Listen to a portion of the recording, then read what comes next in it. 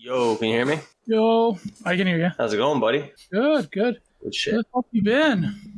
Good, man. Just oh, go ahead. Sorry. Oh, I miss you on Twitter. That's what I said.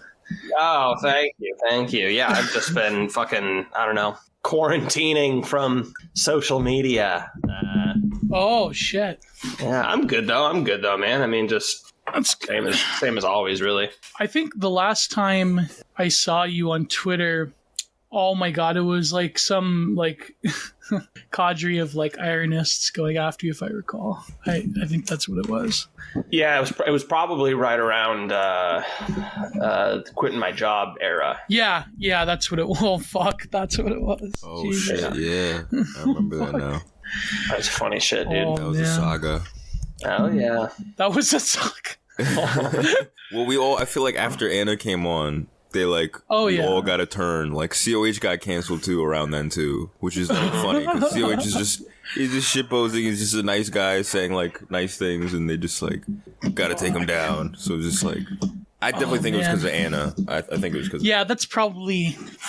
I know that there's a dedicated group that just follows her around, and specifically I know that the lolcow femcells.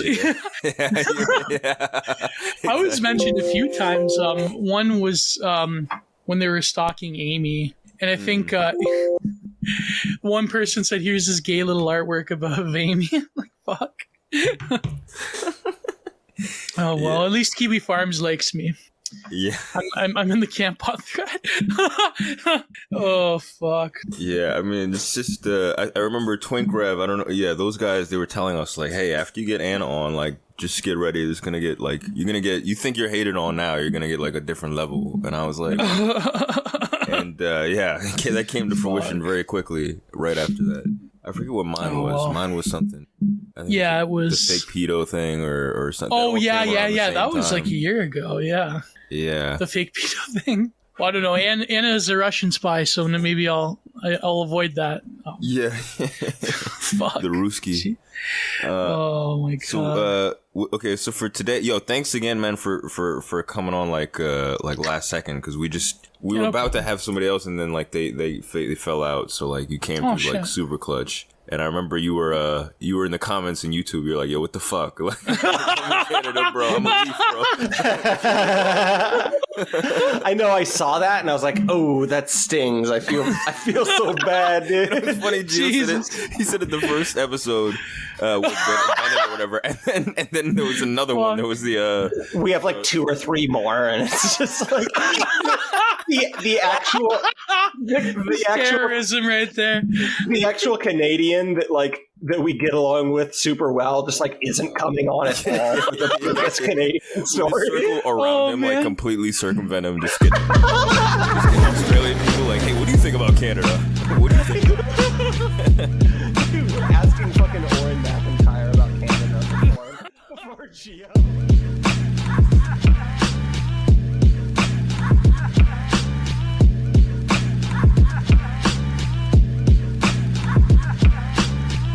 This is at Trustworthy Slav. This is at Incognito, COH. CRK, Black Dot Compilled. This is the Fed Post.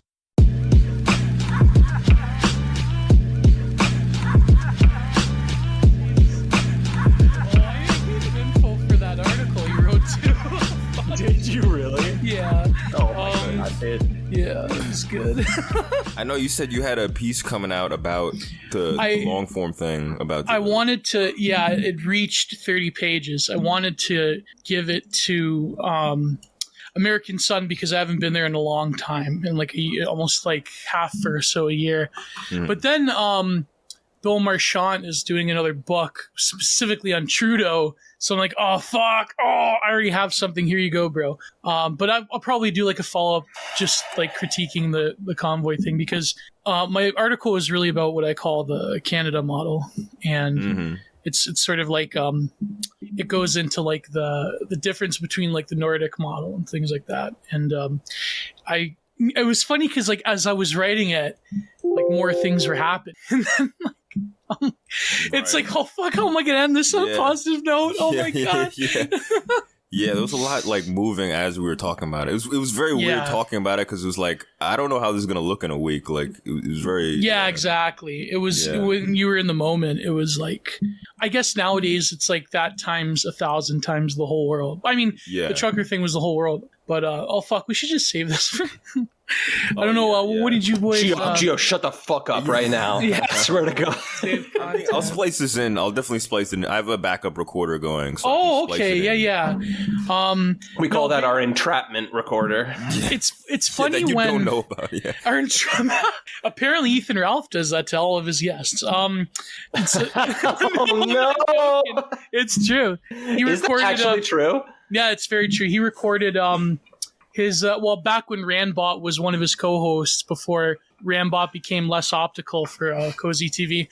He recorded Randbot crying his eyes out because his wife miscarried one of his children, and Ethan Ralph is like, "See, Rand, don't fuck with me, cause I'll release that recording of you looking like a pussy ass bitch." Damn. And, that's why tonight is interesting because I believe at the top of this hour, it is, I only care because Joel Davis is my friend, but it's Joel Davis versus Richard Spencer, but it's in-house on Keith Woods' Odyssey channel. So it is not, it's not the gun stream. So hopefully people can free themselves of the gun, to the yoke of the gun, as they say. I never liked Ethan Ralph. I mean, I know it's like competition, but whatever. But it's more of like, I don't know, like the fucking guy. Oh man, this is gonna be a gossip story. Oh, dude, we're being sassy bitches, dude. I don't see Keith Woods doing any sociopathic shit like that. No, he's very upfront with everything. I mean, to a fault, one might say. to getting suspended on Twitter fault, yeah. Oh man, I think what that was probably targeted by someone in Twitter because he never had, like, the excuse they gave him was account manipulation, which means that you had another account, right? But he never, like, Joel Davis had another account years ago, but Keith Woods didn't have another account. Oh, by the way, guys, now that you're recording this, and I hope this gets recorded, if my voice sounds a bit funny, I've just recently learned that my mother has had the coof again, the oh my cum. So I may have the oh my cum there. Yeah, it's all bullshit. We had it in November 2020. We had the original, to quote what used to be the intro for Sabu and ECW, homicidal, genocidal, suicidal, alpha variant in 2020, and we all survived.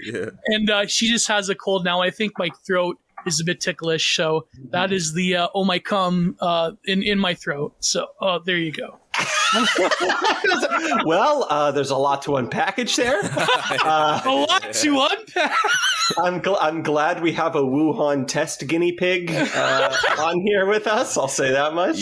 So the genes, the oh my cum went from the Chinaman to the South African.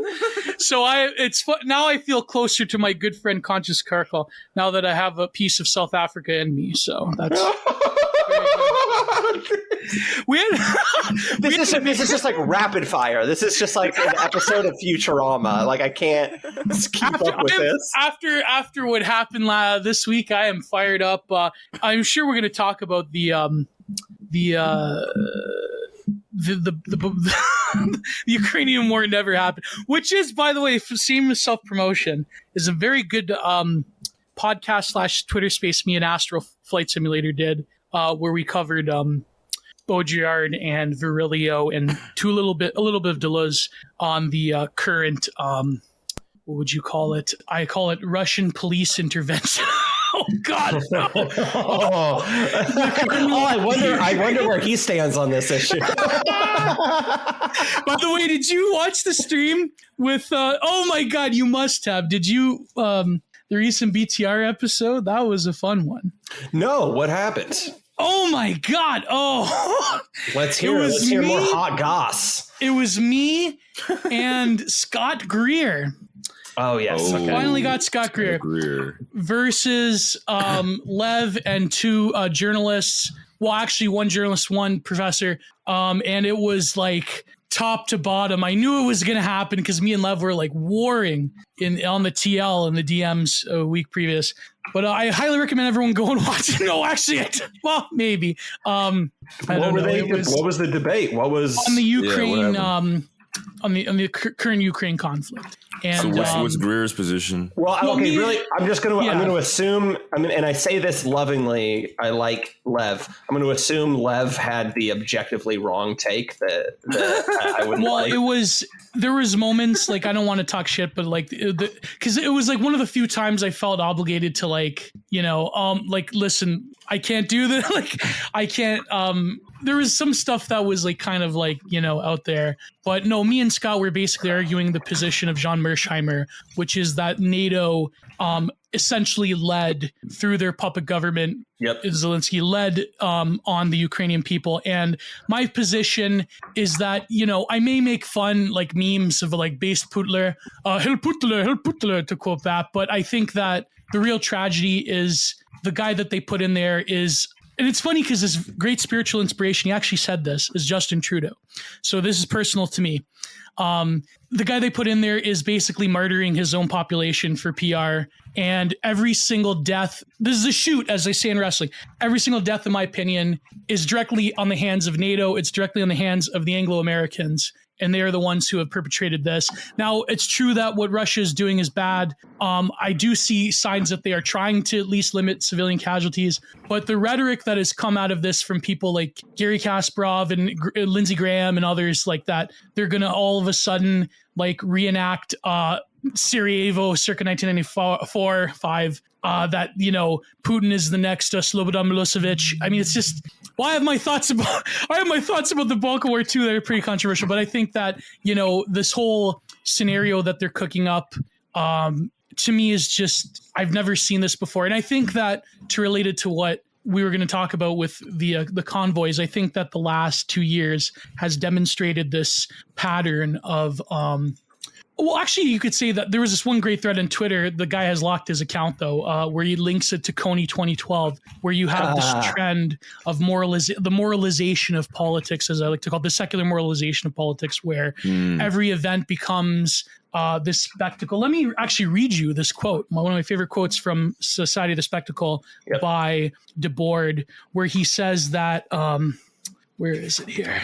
The concept of the spectacle unifies and explains a great diversity of apparent phenomenon. The diversity and the contrasts are appearances of a socially organized appearance, the general truth of which must itself be recognized. Consider in its own terms, the spectacle is affirmation of appearance, an affirmation of all human life, namely social life, as mere appearance. But the critique which reaches the truth of the spectacle exposes as visible negation of life, as a negation of life which has become visible. So the spectacle has to negate sort of true sentiments for pseudo sentiments. I think that is what it's required for it to grasp all of social life and all of human life in turn. So there is no difference, that's what Debord was saying, between the spectacle and the real. And I think that's what we're seeing. And this is what me and Astral were covering in our podcast, is that, but then of course, when you deal with people who, and to be fair to Lev, he's got family in Ukraine and he's very emotionally invested. I think that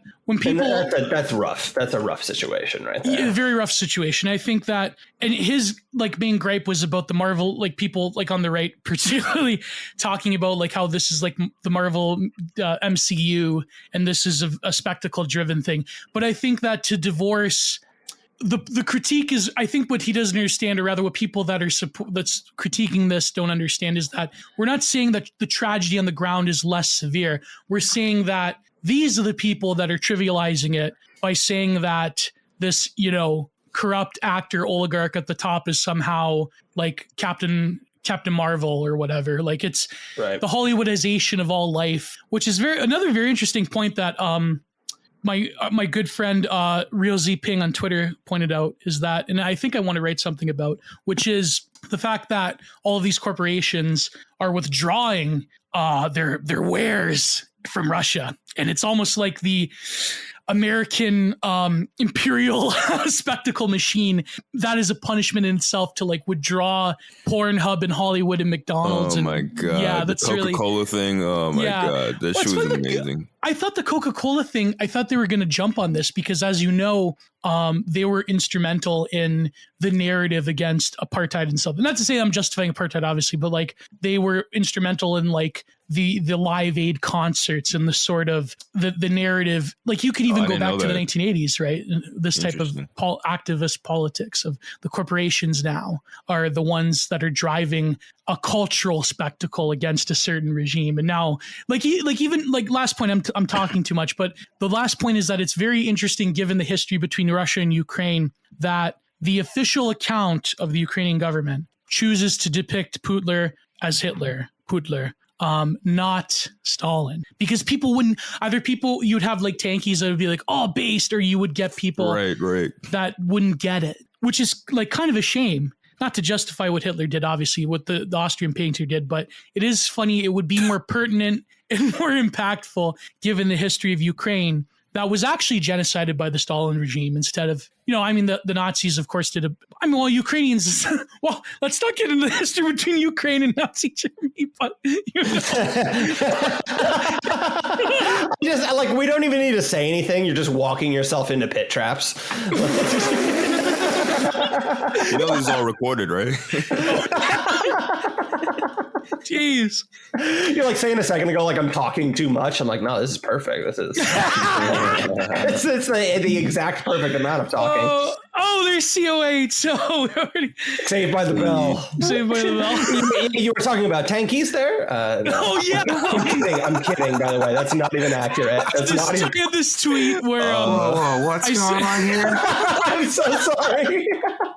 I had this tweet in the beginning. Oh, by the way, before I forget, I wanted to ask you. I loved when you guys had that one intro. Like literally after every BTR stream, it's almost like I eat a late dinner, and it's like I'm like, what am I going to listen to? Oh, a new episode of the Fed Post. Might as well put that on, right? Oh man, it's like an ambient. The best one is I love when you guys at the intro is like this is at SLAV. This shit's Goddard 37. What happened to Goddard 37? What happened there? So that account got banned. I think I told some Canadian broad to choke on syrup or something. You have to give a content warning because we have a leaf on. We have a leaf on. Yeah. No, I know. God bless you, the raking of leaves. Don't worry about it. I mean, come on. I had this tweet about where I said that a brave Ukrainian child soldier was captured after dispatching 500 Russian armored divisions, and it was the picture of the boy from Come and See.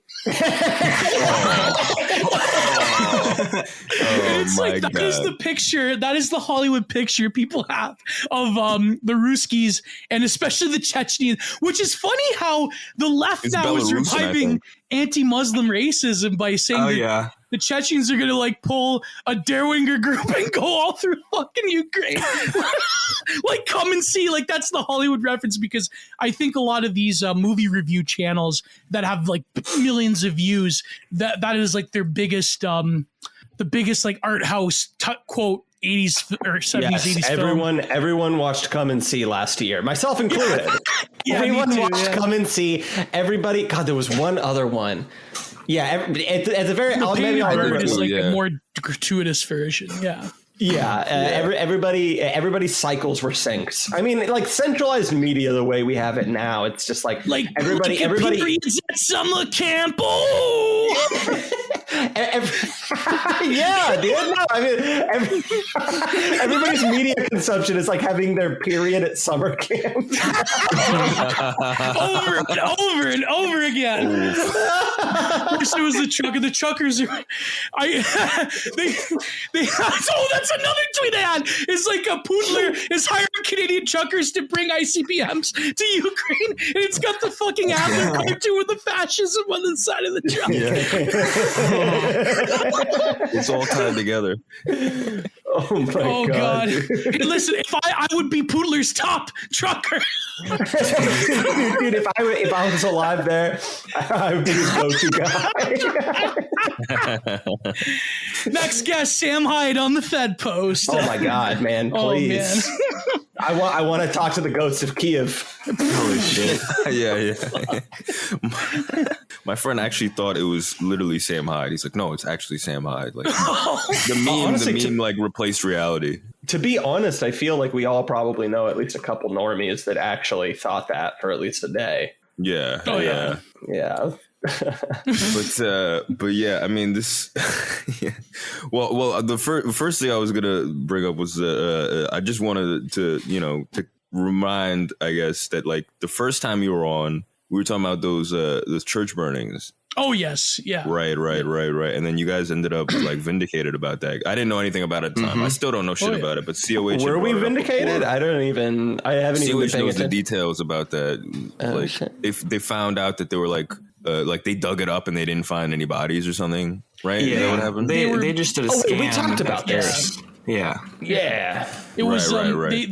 there were headstones in a lot of them. It's just that because the churches, which I mean, not gonna lie, they probably deserved it. Like as a Catholic myself, like the churches were bankrupt because of the sexual harassment things, and a lot of the graves did have gravestones. They weren't maintained because the communities were far away. Like, I mean, not to justify what they did, obviously, like to take away children from their homes. Like, I think to me, the residential school thing, I mean, if they wanted to truly have a transparent system, they could have had these schools like actually in the reservations. But I think like the government at the time, like it's funny, it's ironic enough because like they were like the quote unquote liberals at the time. Like they thought that they were the do-gooders, like, quote unquote civilizing these savages. Like that, but that was a much older form of liberalism, I think, like that, that people like Paul Godfrey talk about. Like it was like that was the white man's burden form of liberalism, not but now it's viewed as monstrous and fascistic, and a lot of monstrous things did happen, obviously. But this whole narrative that like, and it's always the Catholic Church, not the Anglican Church that was prominent in Anglophone Canada, that like the Catholic Church were like literally bulldozing Indigenous children in pits or whatever like that. I think when people use language like mass graves, that is immediately they know that that's the signal, incendiary. Right? Yeah. I mean, it kind of reminds me of the stuff when SLAV talks about like Tulsa or whatever. It's like it's like things that happened, like things were bad already, and then they have to like ratchet it up. They have to like add an extra spice to it. They have to like maximalize like. It's sequel culture. It's sequel culture. Yeah. You have to have all the same gameplay mechanics, but you need to kind of iteratively. They need to be bigger. You need to have some of the returning themes and characters. But the Tulsa open world game map is actually twice as big. As size as Skyrim. The Tulsa thing, yeah. Or my favorite one, the Vietnamese fisherman. Do you remember that? No idea. The one where this journalist said, "My grandfather killed 30 Vietnamese fishermen in America, and nobody cared." Remember that one? Holy shit! No. Wait, this is a journalist like letting his dad out for being a murderer. This is like what 25-year-old columnists in like Brooklyn do to their grandparents' generation. This was a big story. No, this was a big story. Like I think like in the middle of 2021, this journalist. I think probably New York journalist said that her grandfather, not in Vietnam, in America, was living in the South. Of course, it has to be the South. Do you remember when the boat people from Vietnam came after Saigon fell? Right. She said that her grandfather took his machine gun, quote unquote, and just massacred 30 Vietnamese fishermen, 30 fishermen in American shores, and it was covered up by the town, and nobody did anything in the state. I don't know, the State Department, I guess, didn't exist at the time. So I'm not joking. You can look this up. This is crazy. Like literally. Oh man. But it's just I mean, I don't know. It's just a trend in general. I mean, it feels like the same thing with the COVID thing and the climate thing, where I've said this a million times. But it's like things are real. Like slavery happened. These like Native Americans dying. That shit happened, obviously. But then they always gotta like ratchet it up. Let's not get ahead of ourselves here. I'm kidding, of course. But they always gotta like ratchet it up to like, there is a COVID thing, there is a flu. It's actually like, the flu kills people. That's serious. And it's, the flu strain's been getting worse every year. And they have to ratchet it up to like doomsday variant. They have to like put all this extra shit in it. That's like, It's just the nature of the thing. They have to exaggerate everything. Well, dude, I know that like I was just making the joke about like sequel culture and everything, but like it literally is. It's like that's a great analogy.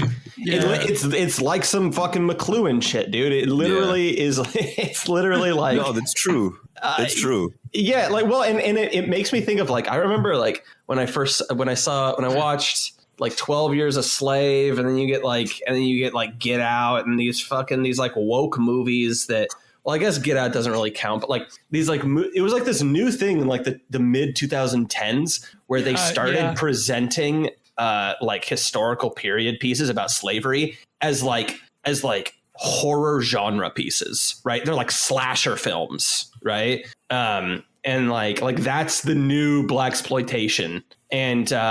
And so now it's like this upping the ante, like everything, every little retrospective needs to kind of conform to this like genre of like slavery in the in like the antebellum South was a fucking like giallo slasher film. It was literally Shallow. It was the film Shallow. Yes. Like, and, oh, by the way, that was the other movie. Is everyone watched 2 years ago? Everyone watched Come and See and Sallow. Yeah, that's what it was. Sallow, and again, I'm making fun of myself here, but yeah, I haven't seen Sallow. I still Come and See. Yeah. I think they Come and See fits into that. They both have.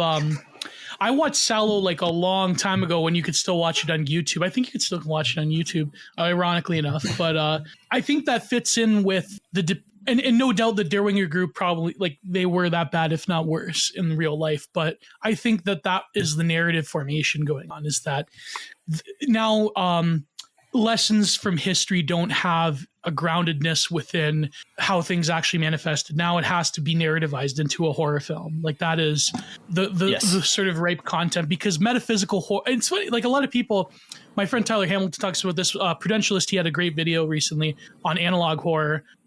It seems that horror has lost its capacity for directly like metaphysical concepts. Like now it seems to be either body horror or historical genres because it serves a political agenda, becoming a horror film. Yes. And that's why Come and See, I think, had a great rebirth, because you have like a lot of these like, what would you say, like video game and movie channels like I hate Jacob Geller, but like, I mean, people like that, other people that are more sophisticated, I think, that have this like very like distinct, like, how would you pull it? Like Reddit sad boy theory cell type of physiognomy going on. And I think like verbal and intellectual physiognomy going on. So I think now we're going to, and it's funny, it relates to the Ukrainian thing, because they did this, they formed the narrative through Hollywood in the preceding years in the early 2000s after the Balkan Wars, where you have films, the one with Owen Wilson, you have the Angelina Jolie indie film that she funded, you have other ones. Behind Enemy Lines was with Behind Enemy Lines, Wilson, right? Yeah. You have other ones where basically the framework is like Christian Serbia, always bad. And they did genocide, they had rape camps, all that stuff. But the narrative was like they're metaphysically evil on a level that only people without a metaphysics can understand. Like same with the Hitler thing. It's like Hitler becomes the devil now. It's like, Slobodan and Serbia, they're all bad, they're evil. And of course, Serbia is the only country with demonstrations that are pro-Russian, and all of the neighbors like Bosnia and Kosovo and so forth, they have demonstrations supporting Ukraine. So that is further this narrative. I think that what they're going to do is they're trying to meme a Balkans War Electric Boogaloo, where now Russia is Serbia times 1,000 and Putin is Slobodan times 1,000. That's my opinion. I think that they're trying to pull this stunt where it's just like the Angelina Jolie film. It's like, oh my God, they're butchering those poor innocent Muslims. I mean, you know what I mean? I think that's probably the narrative. Instead, now they have to do it where they have to import the language of woke Western Americanized language policing, because there's such a little, like, ethnic Ukrainians and ethnic Russians are basically the same people, right? So they have to come up with socially constructed fictions to separate them, like the whole language around it's no longer Kiev, it's Kyiv, it's no longer the Ukraine, it's Ukraine. I mean, how much do you think of that Kyiv thing is literally just like making it so that search engine results are just different now. But yeah, I mean, the whole, I mean, this is a learning moment just about like the mechanics of neocolonialism in like a lot of ways, 100%. And like, I have a hard time like separating that from just any of the woke speak at all anymore. Oh yeah. I loved I mean, it's lazy, but the post the other day of some fucking statue in the Ukraine holding the fucking rainbow flag, you know, and it's like, there it is, right? That's the whole thing. It's the whole thing right there. Which is another funny thing too, is how come, like, how our favorite people and BreadTube, like Vouch, how come they haven't had their Spanish Republican moment, like Orwell and Hemingway? Orwell had like a bullet graze his neck. And so I wonder if they're going to deploy the BreadTube battalion soon, and maybe Velsh could he'll get along well with us. Oh no, zero chance. Dude, Velsh is having a fucking field day recently. That's Nazbol United right there. Oh god.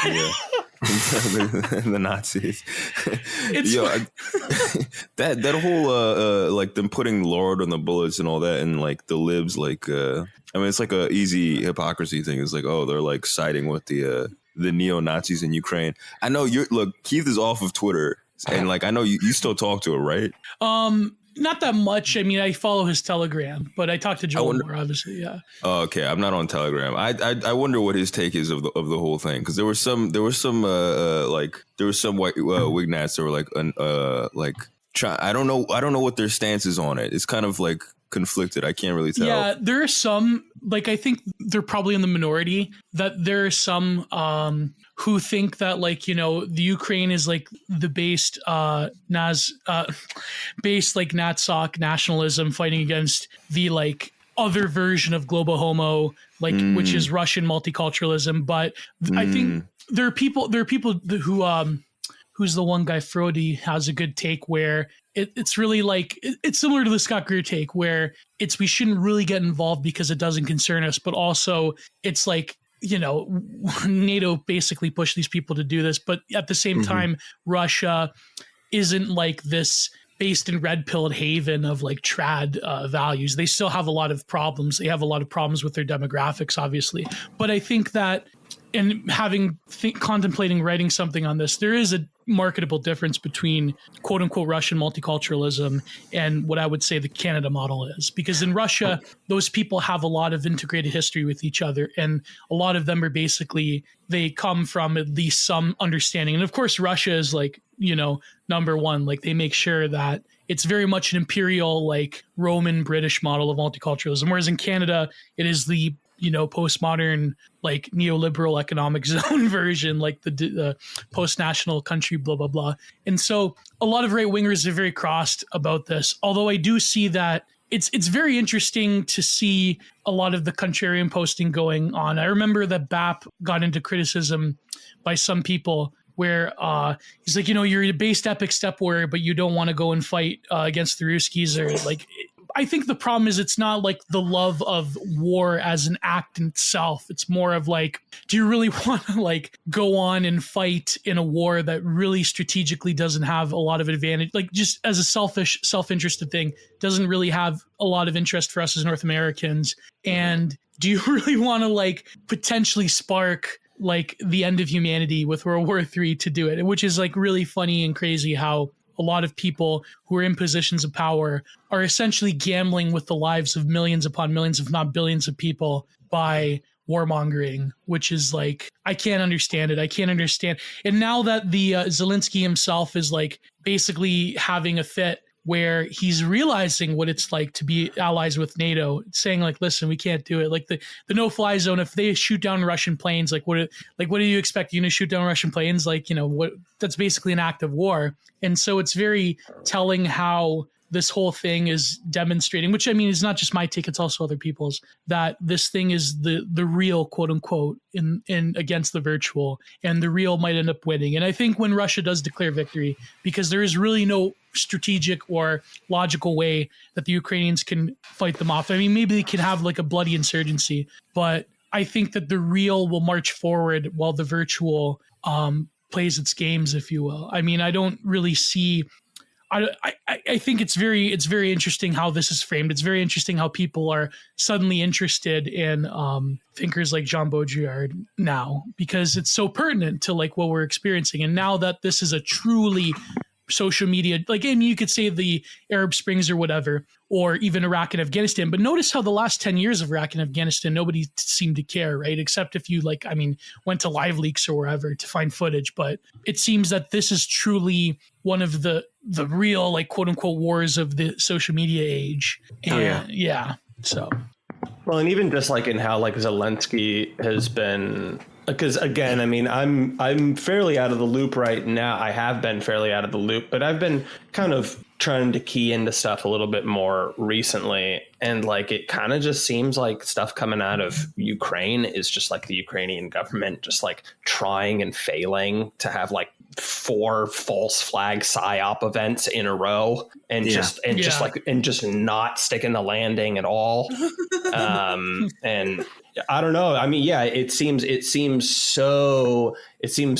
like it does. I agree. It seems like there's like a much more of an emphasis like on virtual here. I mean, I don't even know. Optics battle. Yeah. Yeah. 100%. Go ahead. I saw some of those Ukraine like false flag things. Like that was it's hard for me to tell. Like, you know, we're outside of things, but yeah, I saw people were like debunking like, oh, this photo of this person getting blasted is from like years ago. It's not from now. That's just like the modern age we're in, you know, everything that happens, like there were a bunch of COVID protests, photos, and then people would be like, that photo is actually from 2012 for a different thing. Like it's with the deluge and everything. It's hard to tell, like it's hard to sift through things because everybody's just like, you know, especially parody. People do parody and shit. It's really like it's very hard now to tell what's actually like. Well, yeah, that's why you got your friends at the New York Times and the Washington Post. They're telling you don't need to sift through all of it, right? Because they look through all the primary sources first, so you can just go straight to them. Right. And they've already made it down. They've whittled it down for your little rat brain to understand. They're gonna spoon feed it to you, and it's all good. You don't have to think about nothing. A little pellet sized. Yeah. Primary sources like the FBI and the CIA.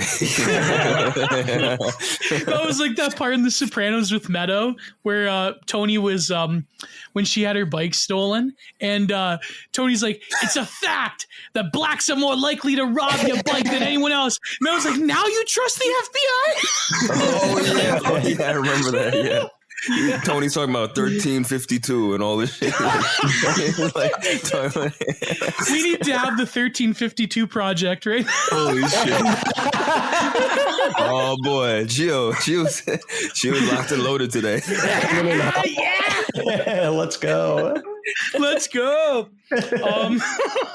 Yeah, I mean, in other racist news today.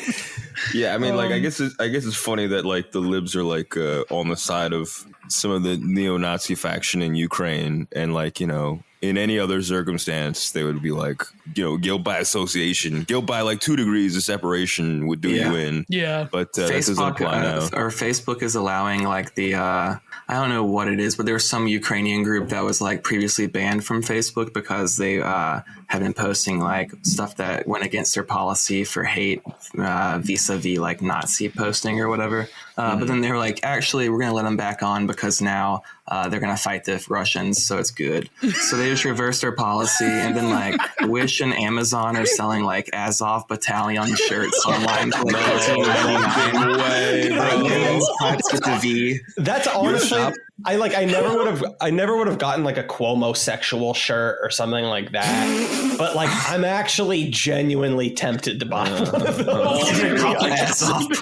Azov Battalion. Holy fuck. You can't even buy half of the Mystery Grove Press catalog on Amazon, but you can buy an Azov Battalion shirt. Oh my God.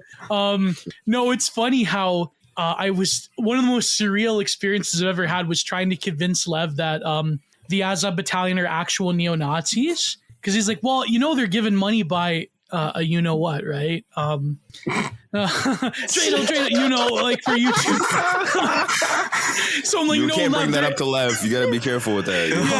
Yeah. No, but he was showing me evidence of this, and it's true. They are funded by a tiny hat handler, right? I just love just really fast, and I'm not saying it's not warranted or anything like that, but I love like one of the biggest differences between talking to leftists versus like right-wing people is just when it comes to just like saying the word Jewish. The right-wing person always just does like a sigh and like a big pause. It just makes it so much worse. It's like, you know what I'm talking about?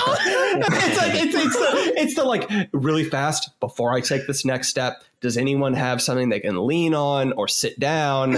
I'm about to hit you with something important. All people with heart condition and pregnant women in the room, please leave. Does anyone here have a comorbidity? I got a comorbidity because I eat them cannolis. I eat too many of them. No, anyways. That's my favorite Italian Geo catchphrase. Oh, yeah. Yeah, that's true. No, but yeah, it's funny how there is that immediate, like, it's almost like this, like you were saying, the censorship is worse, right? It's like you're doing like the 2015 like TRS Morocco like triple print, like, you know them. Like if you could put the sound effect on my voice while you're editing, that would be amazing. Them. CRK, get on that, please. Yep, I'm gonna mark this part. It's funny because his argument during the live stream was that because they're funded by one of them, that they're not actual, like they're not real neo-Nazis. They're just nationalists. Like, Lev, they're throwing up Romans. They have the fucking swastika in the background. It's like, we got a Roman thrown up here. Yeah. Well. See, nobody cares. Right. Well, I don't know. See, the way I think of it is like Zelensky, like he needs them, right? He just needs them. He's their most effective division, literally. Right. Yeah. So he strictly just needs them as like a strategic thing, like, you know. And is he a neo-Nazi? No, obviously not. But like, his politics are closer to Justin Trudeau than anyone else. It's true. Right. He's just a puppet, right? That's what SLAV was saying. It's like, yeah. So it's like, you know, and you know, I just feel like, you know, it's in the libs siding, like being on the same side, like all this stuff. It just kind of highlights why it's like the ideologies aren't really like that important. Like people, you know what I mean? It's all like, it's just the interest. They just have an interest for things align, and people will drop their ideological like alignments and their principles in a heartbeat. They'll drop or they'll that have some elaborate reach around to justify it, like the Nazball thing. Of course. Well, it's the virtual thing, right? Like it's nobody gives a shit that there's Nazis involved here. No, nobody gives a fuck at all. I don't give a fuck. Like I have no opinion on it. It's just like it's the holy grail. It's like the MacGuffin of political economy in this mental illness that is online discourse. And so like dude, you're panning for gold on the side of the fucking river, and you find just a big old fat nugget, and that nugget is just like someone doing the Heil, you know? Yeah, it's got a swastika on it engraved into it. Yeah, some cuck working for CNN being like, hey, what's that patch on your shoulder? And then like all these dissidents just soy facing because their opponent is like really stepped in it this time. That was like Louis finding the footage of beard soy throwing up the Roman. That was hilarious. Did you watch that? The Fuentes oh, this is just more drama. But did you watch the Louis Theroux doc on Nick Fuentes? No, but I want to. How was it? Was it just absolute trash? Oh, it was the usual stuff. A lot of people, like, to me, like, there's people that say that Nick came out of it good. It's like, no way he came out of it good. Like, it's funny how they mostly focused, like, the first half, like, not even the first half was just on Nick Fuentes himself, but the second half was about Beardson and fucking Baked Alaska. Oh, no. And they didn't even bring out, like, the worst of the Baked Alaska. Do they play the N-word on loop in the fucking convenience? Yeah, that was one. Yeah, that was one of them. But they didn't mention, like, the macing or like the schizophrenic girl or none of the deep lore. Like even Beardson, they did do one segment with our good friend Brittany Venti where which is like like that is truly morally reprehensible. Like the clip where Beardson said that he was going to to Brittany violently, right? And but it's funny because like Brittany, she looked really good in this one because like she wasn't even like freaking out. She was just like that's terrible, right? But like it was a very surreal thing. It just demonstrates that when online politics bleeds into like the mainstream, none of it can be good. You're not going to win entering into that arena. And it's weird to me that even needs to be said. Well, that's like what happened recently with the AFPAC thing where you had what's her name? The like it seems that leftoids, they have to like do this thing where they have to repeat Sarah Palin over and over again for some reason. Who's the one chick's name? The airhead, the blonde. Marjorie. Marjorie. Yeah, Marjorie. Yeah, the shit throwing chimp. Where she did the thing, with the state of the Ukraine. Sorry, State of the Union that Biden did. Her and the Joe Arpaio guy were doing AFPAC. I think it's probably like Milo is the one that orchestrated this, where the message was so off because they were talking like the typical Republican like donor level speech of I'm not a real racist, blah blah blah. Joe Arpaio's like, I have mixed race grandchildren, and like they getting booed off the stage. So I think like no, it's serious. This happened. No, because Joe Arpaio right in the middle, he said, people call me racist, and they're all like, yay. He's like, no, you shouldn't cheer for that. Like literally. I think like he's like looking at the note card in his hand, and he's like crossing out bringing my trans grandchild up on stage in 5 minutes. Dems are the real racist. So basically it was Dems the real racist. Of course, Marjorie had to denounce AFPAC, saying like, I didn't know who Nick Fuentes was, blah, blah, blah. But I think it's really evident of the sort of threading the needle that, I guess Fuentes became a symbol of this, but even like the alt-right before him, where it's like you can't have the system of quote unquote acceptability within mainstream politics, especially in America, and like try to do something spicier or try to do something that is like explicitly racialist or whatever. I think like there's a disconnect. And again, like I'm tempering this because as people know, I'm not the biggest fan of Nick Fuentes, but I think that in some ways that's sort of there's a lot of like blockages to political discourse on the mainstream level that are there for a reason, that are there to like explicitly channel people in certain ways. And as much as like either like if you're on the political right and you want to break out of that and you want to have an explicitly blood and soil type of politics, or if you're on the political left and you want to have I don't know, like I guess like more economic socialism, like Bernie bro stuff. I think like there's a certain sort of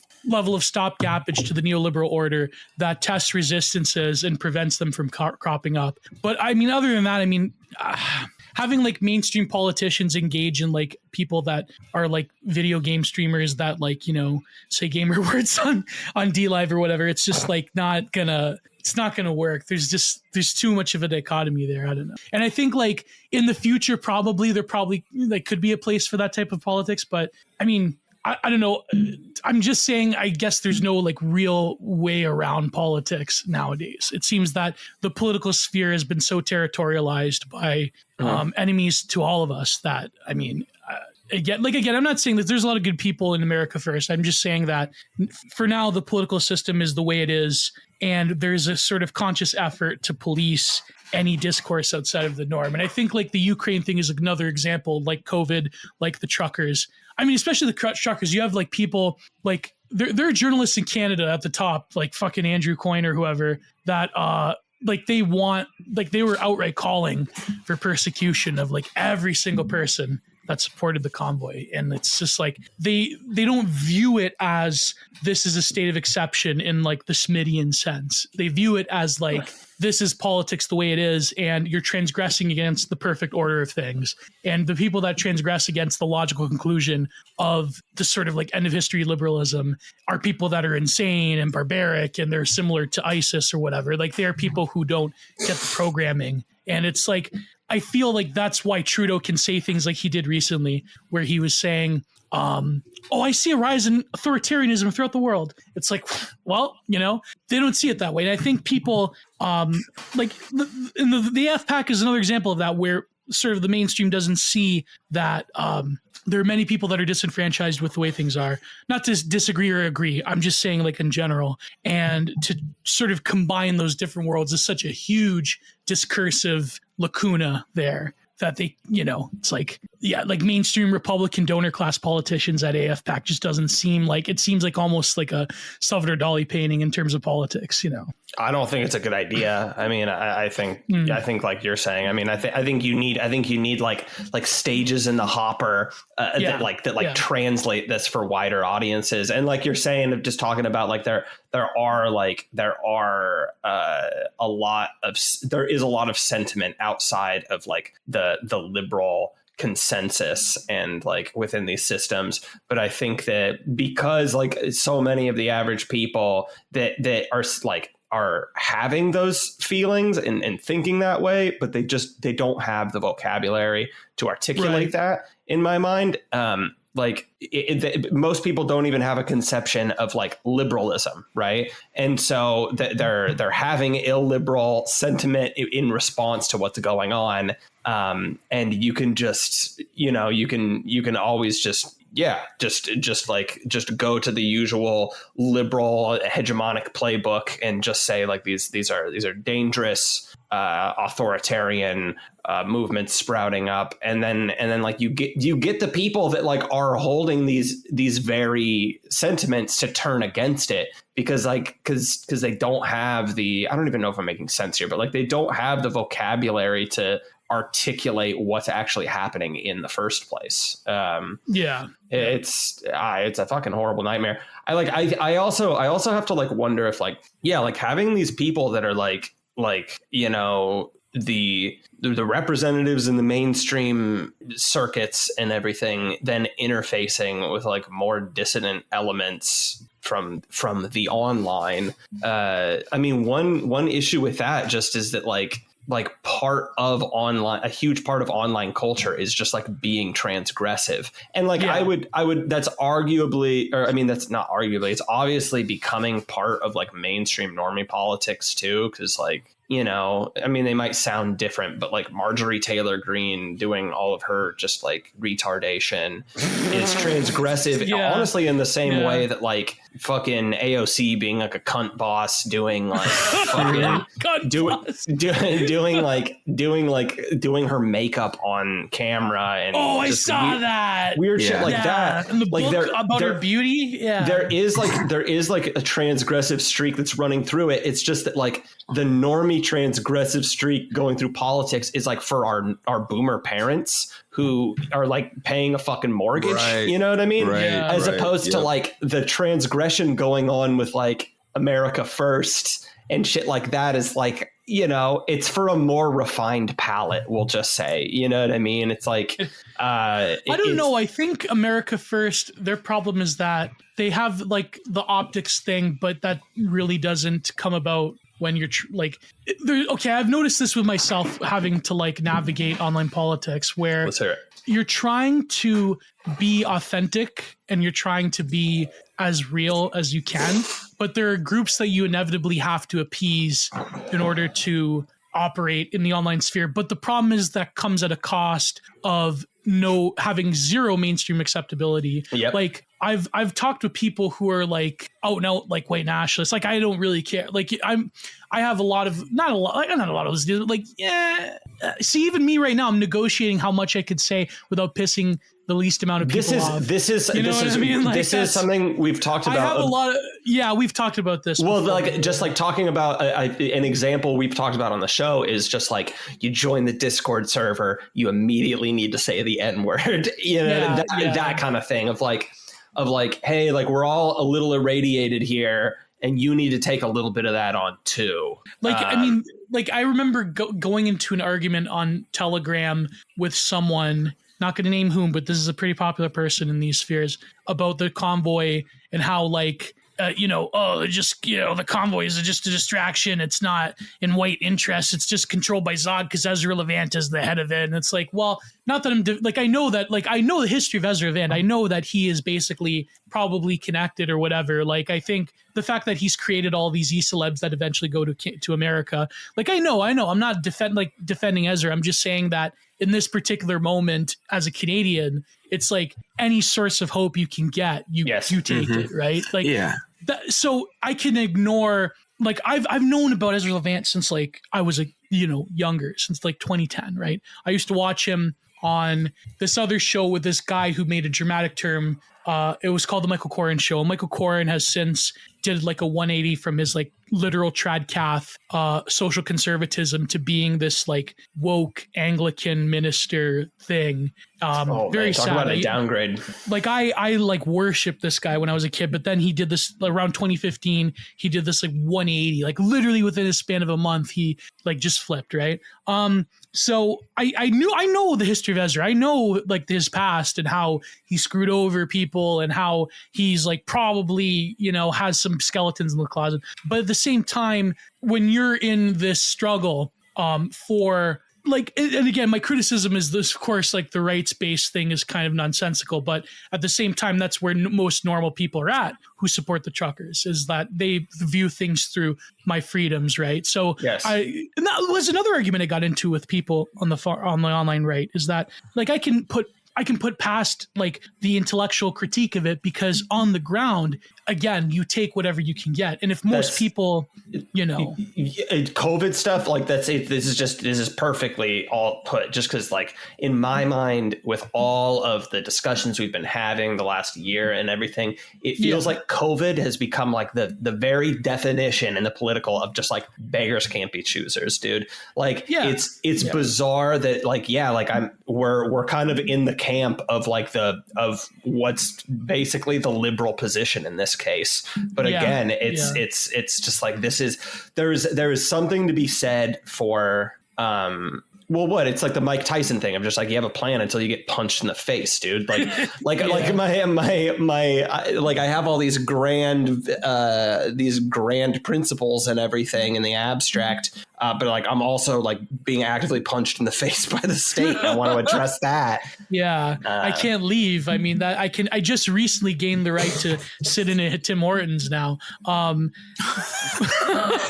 I think like Keith Woods had a good take where there is a non-liberal, there is a sort of a post-liberal critique of the biosecurity theater state. And we can get into it if you want, but I just think that for the immediacy, the vast majority, average working class people that supported the truckers, they view things as my Charter of Rights and Freedoms, and I want to live without, being impeached on and things of that, like, don't tread on me. And a lot of it's probably because we don't really have conservative media in Canada, quote unquote. We have like Rebel News and the Post Millennial and a few others, but like even the National Post has a bunch of libbies in it. But so a lot of it does come from an American right-wing, like popular, but not right-wing even necessarily, but like, American normie con, like Fox News, Rush Limbaugh, God rest his soul, type of thinking, right? Like that's where the conception of it when you're a Canadian, because when you're a Canadian, the only outlet you have, if you're like a conservative or whatever, is basically American sources. And all the people that we had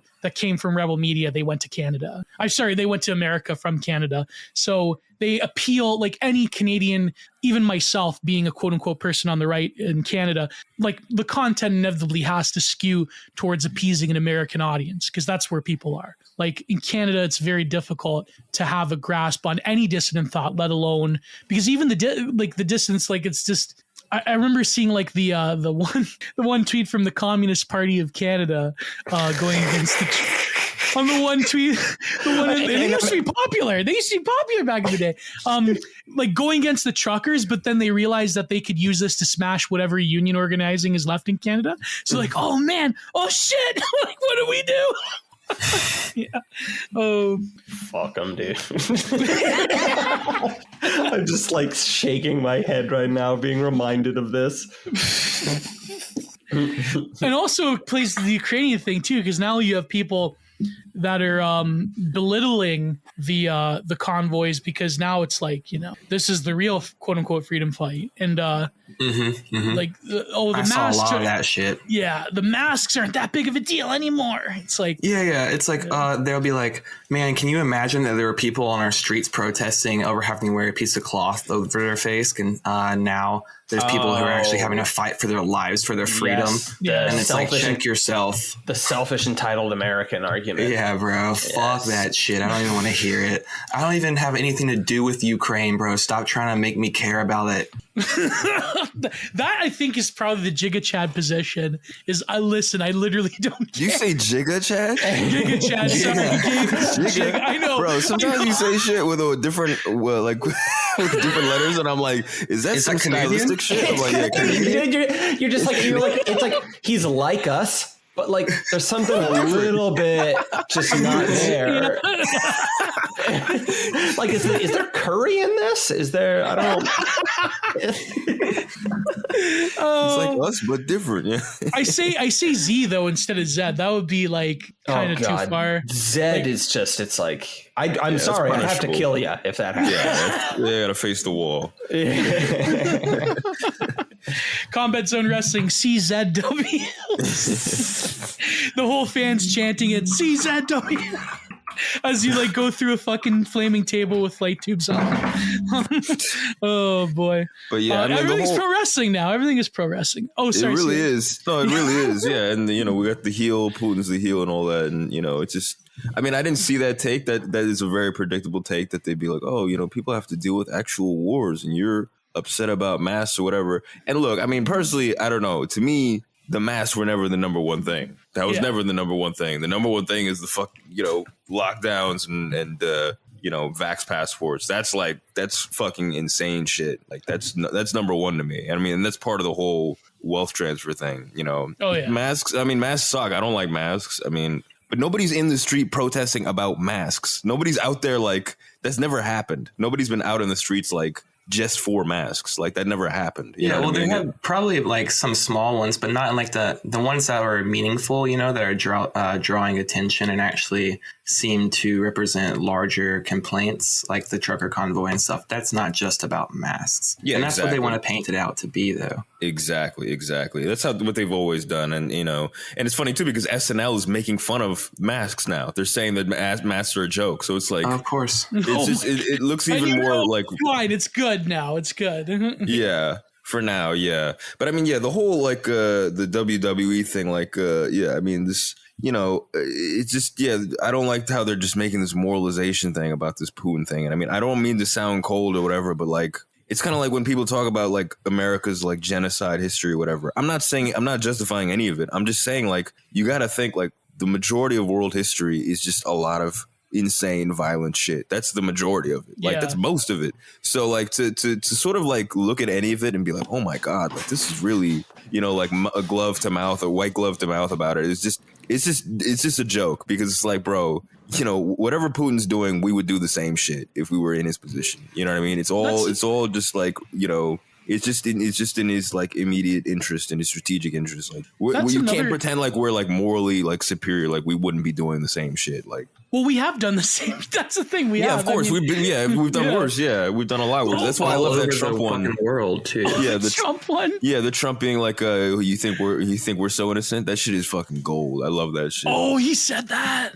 He said that to Bill O'Reilly because Bill O'Reilly's like, Putin's a killer. Because that's the normie con and the dissident right kind of division there. It's like he's just like, Putin's a killer. Yeah, I guess that's what Lindsey Graham's doing now. Yeah, it's just like, he's a killer. What was Lindsey Graham? He's talking about assassinating Putin. He's like, somebody needs to take his ass out. His people should take him out. It takes one guy to be a hero for the whole world. It's like, oh my God. Marvelification of war again. That's what I thought when that guy was like the sniping that baseball field with all those Congress people. That's what I was thinking. I was thinking the exact same thing. But I think he makes a good point. I just think we could expand. Man, the Republicans made a good point. It's just like that was just like the most like just slow burn for me response. just in disbelief that CRK just said that. You know what? I mean, how many lampposts are in Washington, D.C., you'd figure? Oh, I'm shutting it down. Shutting it down. How much rope we need? No, yeah, I mean, no, but yeah, I mean, like, you know, yeah, I mean, yeah. But I asked this to you before, CRK, like people, I said this to you once. Like, it's really weird how, with you in particular, how both like very online racist and like they love woke, me. like woke ironists, they both have this thing where, because, well, you're at least half black, it's like they have this thing where they think you're going to be offended at a rope joke or like, you know, lamppost. Right. It's really weird how like that, like the sort of meme discourse can be turned into sincerity, like when it comes to insulting an enemy. Like, it's really funny. But like you mentioned the edgy thing, like it's I think the discourse around what's going on now, like we were mentioning, one of the most surreal moments I've ever had was like arguing with someone. It may have been on that stream, actually. Like, how is this different or worse or more severe than when coalition forces bombed Fallujah and Baghdad and like went into Iraq and Afghanistan or Syria or Yemen? Like, I think, Scott Greer, he brought up how the Saudis are still warring with people and killing civilians in Yemen and that were funded by America. But it's very funny when they try to like do this thing where, no, it's totally unique. But it's like, how is it unique? Because it's white people, right? Like, that's the immediate discourse that I think like very few like leftists are starting. Like, I notice even like on Black Twitter, quoting like whatever Black Twitter is, you know, they starting to like, they have like a little inkling of, oh, you only care, like, not to say that it's true, but like you only care because it's white people getting killed. Yeah, I've been seeing a lot of that. Yeah. And even like you have some like ridiculous, like there was this congresswoman that I think it was our good friend Bennett posted this, where she said, like, had this tweet thread about how Putin is afraid of the strong black women in the American government. I'm not joking. Putin is like I would invade U.S. soil if it wasn't for all of those dispassionate DMV workers. Like, literally, it was that. It was like the strong. Tired. They're tired. Remember? They're tired. They're always tired. What is the howling mutant waking up today and taking a bottle of melatonin to be able to understand how black women feel every day? Oh man, that's like literally the sort of matrons of justice in America are the tired by POCs. What would be the woman equivalent? Would be by WOCs, I guess, of mass destruction. Yep. Yeah, that's the real deterrence against Russia. Oh man, the world's going insane. I hate to say it. The world's going insane. But I saw there was some thread where it was like a bunch of reporters in Ukraine were like, I can't believe this is happening here. Like we're not. This isn't Afghanistan. This isn't a third world country. This isn't like an Arab country or whatever. I can't believe it's happening here. And then everybody was like making a thread of like, oh, how this is racist. Was it the Ukrainians were racist or something? Like, I don't know. But which is funny because Ukraine is a third world country, right? I mean, it's so funny hearing people talk about that and like talking about. I mean, there's a lot of people that want to just straight up just be like, my God, it's sobering to think that just any old normal, fundamentally European country could have something like this happen in it. And it's like, they think Ukraine's like Britain or something. Exactly. And it's like, fucking bring up those life expectancy numbers, Jamie. They're doing a whole country. Let's be honest. Yeah, it's a fucking nightmare, dude. Come on. They're doing crocodile and all that. And yeah, when Trump said shithole countries, he was thinking of Ukraine and all that. Yeah, that's a damn shame. Flipping a coin. Were we gonna do like an exotic Vice documentary about Ukraine this year, or was it gonna be like, hey, this is just like your gentrified neighborhood that you're living in, and the hipsters of Ukraine. We'll send Sam Hyde to do that other special there. Oh, there it is. Like he did in Williamsburg. No, No, I think Sam Hyde's going to trick Zelensky into doing a documentary with him where he's going to just make him uncomfortable the whole time. So I hear the guy that's bankrolling you is Jewish, and then Sam Hyde would just have like you pan into Sam Hyde's face with a smirk on it. Zelensky himself is Jewish, right? He is, yeah. Oh, okay. Yeah, just make that clear. Yeah, well, which by we're doing this thing where we're just saying we're saying random factoids out of context, whatever. Zelensky is there was this one glowy the guy David Rothschild. David Rothschild, he had that tweet that like literally everyone was lighting him up, where he said that every Jewish synagogue is going to have a statue of Zelensky in the front because he is a hero to Jewish people everywhere, something like that. And it was like, and it was just like this guy's family literally destroyed Europe at one point. Holy shit. Holy fuck. That's what's so memeable about the internet age, is that we have like the remnants, the genetic refuse of like long lost, well, who knows if they're still in power, but like we have this capacity to view history through this like modality of fabulation that the internet provides. And now like ratioing the descendant of the Rothschilds on Twitter for making a take that can only like come about from like, I don't know, 4chan Paul in like 2016. It's like, that's like so surreal to me. It's something about it is like a fundamental change in how we even view reality nowadays because of that. Like, it's just so like, yeah. And then people bring up their own like petty, like ethnic loyalties and grievances. I think like the fact that we can only view things through the lens of our own, like I can't even imagine something like this happening. Like when the Arab Spring thing happened, and then the other ones in Eastern Europe, and then when Georgia was invaded by Russia, or then later, like when they took Crimea, I don't remember it being like there was cell phones and there was Twitter, but there wasn't like that much.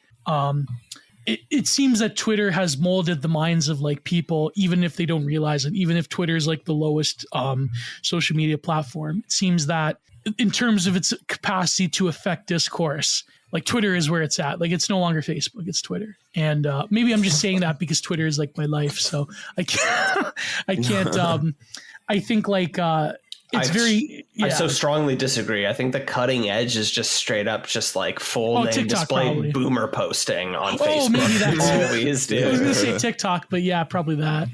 No, TikTok is just fucking CCP spook fucking it's nothing. Yeah. Well, it's another funny thing of all this that's going on is well, okay, there's two things. There's I don't know if we talked about this, but the Richard Spencer having the Ukraine flag and Vaush having the Ukraine flag. COH, were you the first one? Were you the first one to notice that? No, I got that somewhere else. Yeah, I think that shit is gold. It must have been like it must have been a Spencer A-log that like then that meme got spread around to everywhere else. Yeah, I think I saw it from. It must have been some bigger account like Battle Beagle or iHypocrite or something like that, or like Stone Toss. I know Stone Toss. The Stone Toss comics, by the way, the one where it's like the multi-panel, like different sides are with each other now, and at the very end, it's just like Ukraine and Russia going, "What the fuck is happening?" Yeah. That one. It's just bizarre, dude. Like there's some weird alliances going on. Yeah, like the Stone Toss comic with the tug of war, right? The tug of war. Oh yeah. But near the end of the panel, there's I see it now. Yeah, that's good. Yeah, 10 different people. There's a rainbow flag with the Nazis. Again, a great quote. A great quote by our friend Chairman Z Ping. The future of warfare is going to be determined by which side has the least amount of Nazis on it. So, because now the Russians have a Nazi battalion too. So. Dude, I'm telling you, man, you're panning for gold on the side of the river. You get that. You dream of finding that fat rock of just your opponent is a Nazi. But that's the thing, like the sort of discourse around. I hate this guy so much. But that Jason Stanley guy who like is a rich kid that has his PhD in philosophy. He wrote like everyone seems to ratio him like periodically. He wrote this Guardian article because this guy wrote the worst book ever on fascism. He wrote a book on fascism, and he had this article in the Guardian arguing that the language of Putin saying he's going to denazify the Ukraine is actually anti-Semitic because Putin is the real Nazis. Yeah. But it's funny because the language around the denazification thing, from what I know from people who are Russian, they tell me that it means many different things in the Russian in the quote unquote Eurasian context, because it's like, it basically means like a repulsion against the Western power or whatever. Like, don't quote me on this, but it doesn't mean like the Western, like they're going to get rid of like, I don't know, whoever is labeled a Nazi this week. Like it's more of like, to them, Nazism represents the quest of a largely Germanic Western power to conquer the Eurasian spirit or whatever. Like it's more nuanced than like people when they hear Nazi in North America. I think it's touching on like the history of anti-communism through the Cold War. Pretty much, yes, pretty much, 100%. It's like you start there and you're like, well, it's not quite 1-to-1 Nazis the way normies are thinking about it. But then all things considered with what we're talking about, it's like, well, yeah, it is. It's just like not the Nazis at that point in that place that we were in. Like, it's complicated in Russia because there's no like ready-made political category, because they do have a lot of like quote unquote traits of both being, you know, quote unquote global homogenous, but also being based and red pilled. So there's a lot of there is shit. It's like I don't even know like what level of irony that delivery is at that point. No, what I mean is that Russia, they do have, like I said, a degree of multiculturalism, and they do have like a more, like they have huge social problems, and they have like a very complicated, like the state has a very complicated relationship with the Orthodox Church, like kind of like churches in the West, obviously, but like there is like a lot of people who are Russophiles in the political right. But yet I think that's probably just a meme because people read Alexander Dugin. And like even just like fucking journalists talking about Dugin again, like when the Steve Bannon thing happened in 2016, it's like, or sorry, that was with Evola. I'm sorry. But it's like, you know, journalists like talking about fucking Dugin now, like it's, you know, it's very surreal. It's like, if you've been like, I remember, I'll tell you this story. I think I told this before. I remember the day my friend Bob, so when I went to grad school, it was my poli-sci master's. My friend Bob is from Tennessee, and he came to our program for some weird happenstance. And I remember one time I was in class, I was with my supervisor. It was literally a postmodern, like posthumanism class. So it was like very like cutting edge stuff, like, you know, object-oriented ontology, stuff like that. And I remember getting this text. And my friend Bob is like, Geo, I never thought that I would ever hear about Julius Evola on the cover of Time magazine.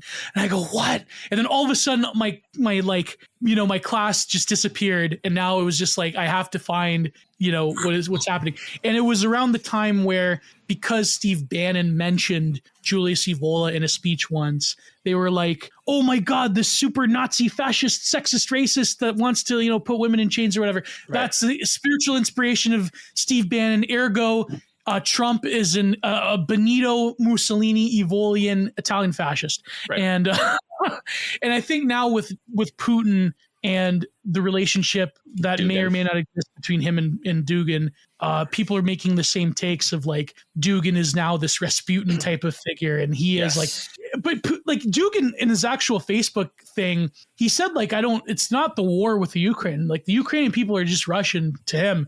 It's more of like, you know, it's like, I don't know if that's probably a bad thing. First of all, just again, at best, you know that clip of Dugin, Beyond Woke.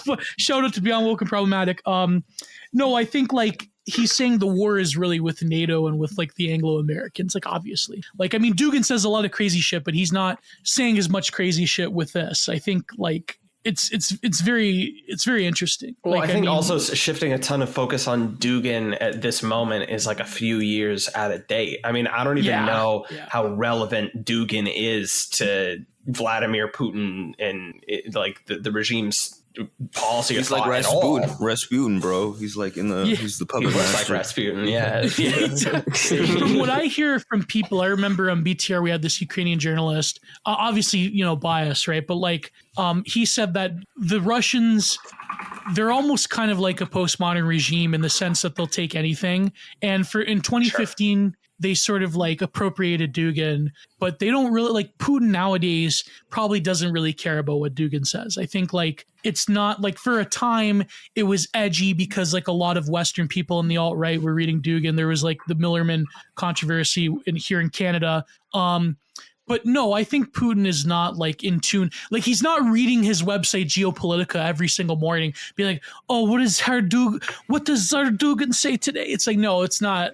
Yeah, like there's certainly elements in the Russian government that are probably sympathetic to Dugin, but like I don't know, Dugin is such a weird polarizing figure in Russia that the nuances of like Western Vox, Atlanticist, sorry, New York Times journalists like saying that Dugin is like the Rasputin of Russia is like, it's not a good take. It's just not. I mean, also just to be honest, like I'm skeptical of that kind of a narrative anywhere, right? Like, I wouldn't point to anybody like as a political thinker. I'm skeptical of if anybody tried to make any kind of like effort to be like, if you want to know what's going through the fucking cotton ball and tumbleweed filled head of Joe Biden, then like you need to pay attention to this thought leader. It's like I understand that there can be something to that, but like I think that it's kind of a simple critique here, but like I think that it's oversimplifying it, it's over individualizing it. It's really, especially in this situation with just like a geopolitical situation going on here and just like this huge Baroque web of interests. And I think that Russia's approach in this whole situation is just like a lot more realistic than we're used to here. And they've been eating shit for longer.